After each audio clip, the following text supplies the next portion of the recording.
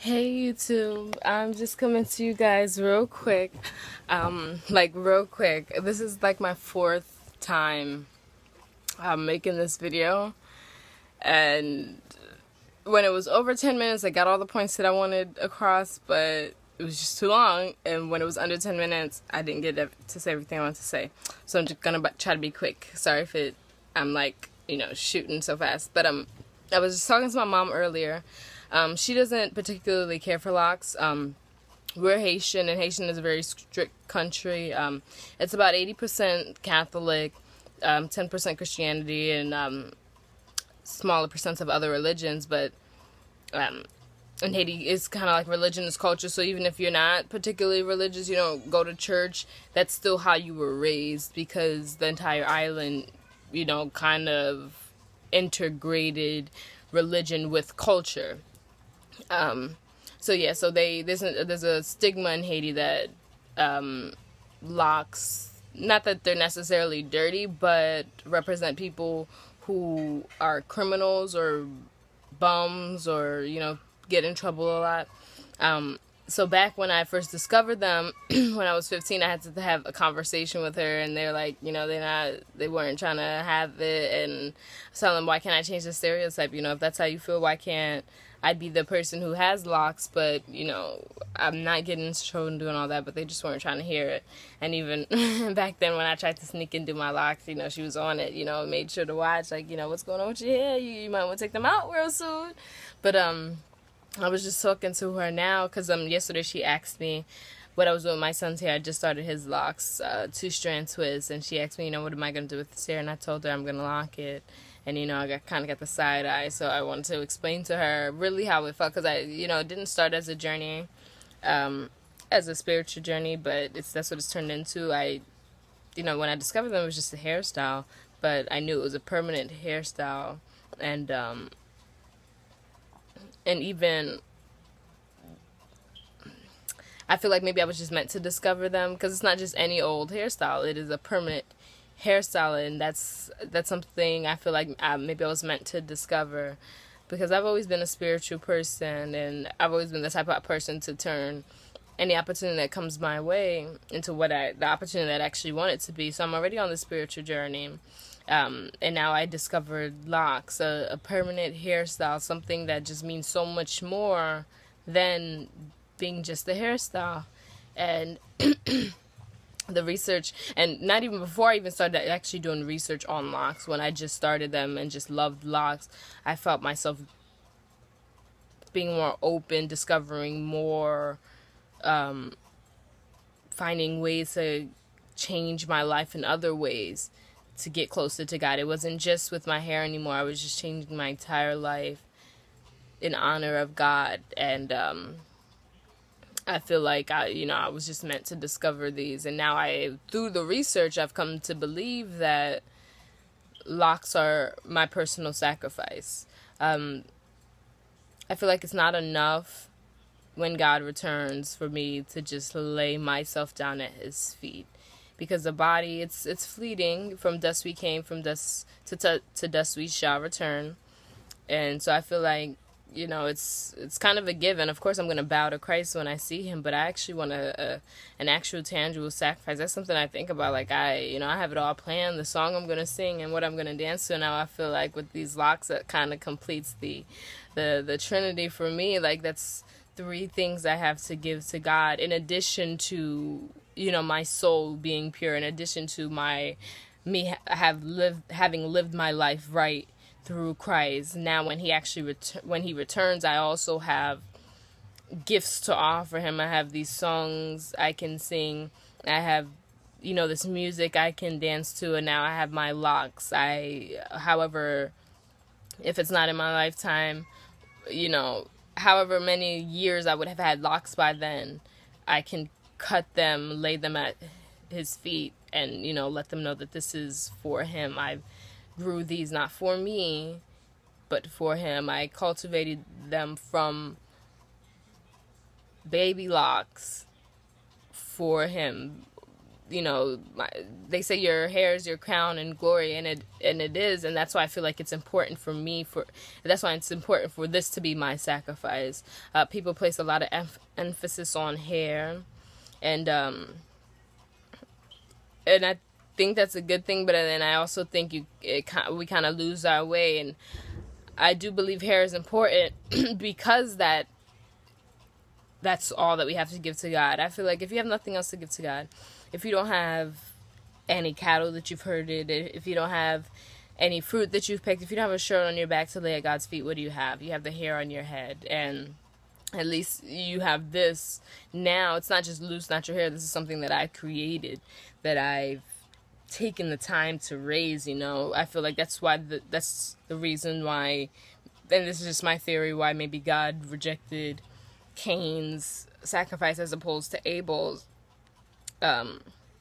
because there's a difference between birthing the cattle and raising them, and then taking what you raised,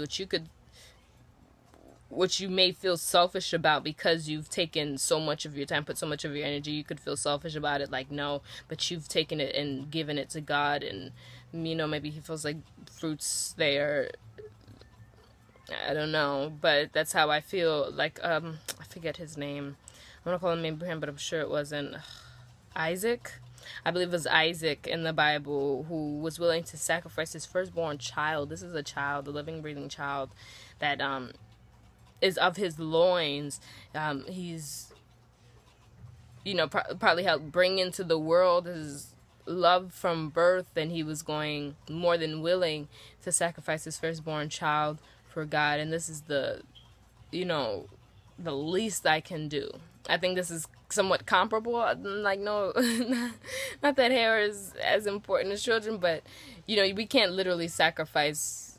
We're no longer living in the Old Testament. I'm sure that's not something that God would ask of us, but this is something so vain, something so fleeting that we could easily turn it into a sacrifice for God. It's not like it's clothes, and it's not like your nails, where you spend money to get your nails done or your toes, and this is something that can actually be a trophy that sits on top of your head, that is seen, that you are recognized by, and to choose to dedicate a huge part of who you are, that much of who you are, your life to God. I feel like that's something that I need to do,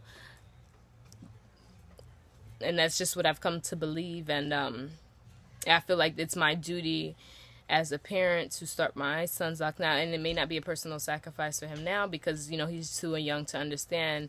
It'll become personal when he's older and is conscious and understands that this is the choice I'm making to grow these locks. At this point, it's just my duty as a parent to start the locks, help him understand why the history behind them.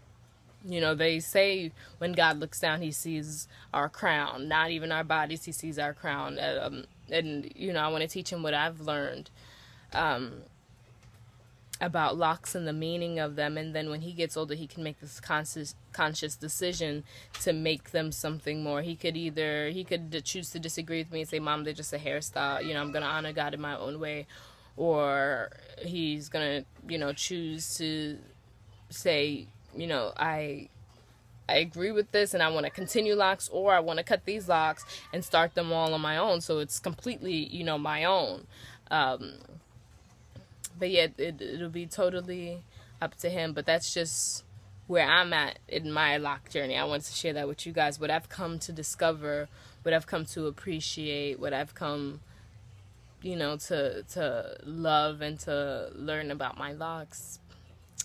And yeah, I encourage you all to do the same, to just do research, because like I said, I'm not religious. I'm on a journey to kind of find my own place, so I pull from different religions, pull from each religion that I feel is true. I'm currently studying Catholicism, Christianity, Judaism, but also religions like Buddhism, Hinduism, Rastafarianism, Islam, and other religions like humanism and Jainism. I pull from all those religions because I believe in I don't know if you ever heard the parable of the blind man and the elephant.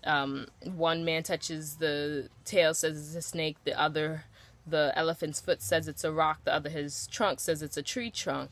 And I feel that that's kind of where religion stemmed from. We all started with the truth, but then kind of built our own thing. So I've researched these religions, and I've chosen these religions out of about 50, maybe not that many, that I've studied, and I've chosen these religions. I feel like they've somewhat stayed true to the teachings of the Bible, and I'm going to actually pull the truth from them and just celebrate in my own way. So even now I'm not, Jewish, I celebrate Passover. Even though I'm not Islamic, I practice Ramadan. Anything, that's what I believe, though. Anything, it's not about religion, it's about worship. Anything that is offered to me, any way that is discovered to worship God, why not do it? Anything. It doesn't matter if I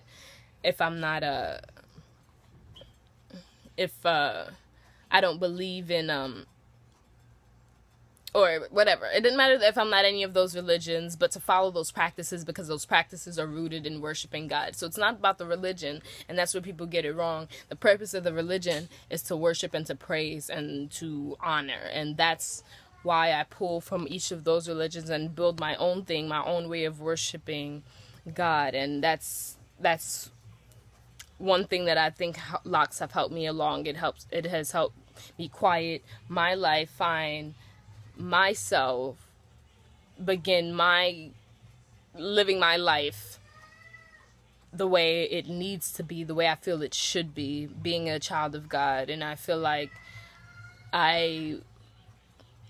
this is what who I was supposed to be. But thanks for listening, you guys, and I hope I touched on every point, because I know I probably forgot something, and I hate that. But I'm at 11:48 right now, so let me let you guys go. Bye bye.